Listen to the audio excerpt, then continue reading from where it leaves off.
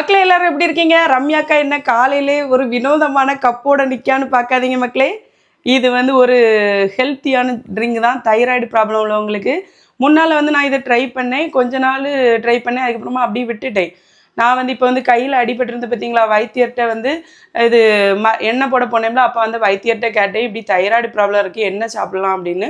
அப்போ வந்து அவங்க அதே தான் சொன்னாங்க பார்த்துக்காங்க. அந்த ட்ரிக்கு முன்னால் யூஸ் பண்ணோம்ல, அந்தெல்லாம் மீண்டும் ட்ரை பண்ண ஆரம்பித்தேன். ஆனால் இந்த இது வந்து நம்ம குடிக்கும்போது தைராய்டுனால் வரக்கூடிய தொண்டை வலி இருக்குது பார்த்தீங்களா, அது வந்து எனக்கு முன்னாலே குறையும். நான் அந்த தொண்டை வலிக்க டைம் மட்டும் இதை குடிப்பேன். இது எப்படி பண்ணலான்னு சொல்லிட்டு நிறைய பேர் நேற்றுக்கு டயட் ஃபுட்டில் நான் சொல்லியிருந்தேன்.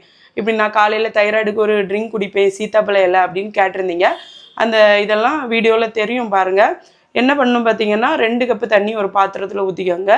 சீத்தாப்பழ இலைன்னா அந்த கஸ்டர்ட் ஆப்பிள்னா சீத்தாப்பழம் தானே? ஆமாம், எனக்கே கன்ஃபியூஸ் ஆகுது மக்களே. அந்த கஸ்டர்ட் ஆப்பிளோட இலையை வந்து ஒரு 4 இலை எடுத்து நல்லா கழுவி அந்த 2 கப்பு தண்ணியில் கிள்ளி போட்டுக்கோங்க. கருஞ்சீரகம் ஒரு கொஞ்சோண்டு எடுத்து போட்டுக்கணும். ஒரு பிஞ்சுன்னு சொல்லுவாங்களா, ஒரு பிஞ்சா 2 பிஞ்சா போட்டுக்கோங்க, ஒன்றும் செய்யாது. கருஞ்சீரகம் ரொம்ப நல்லது.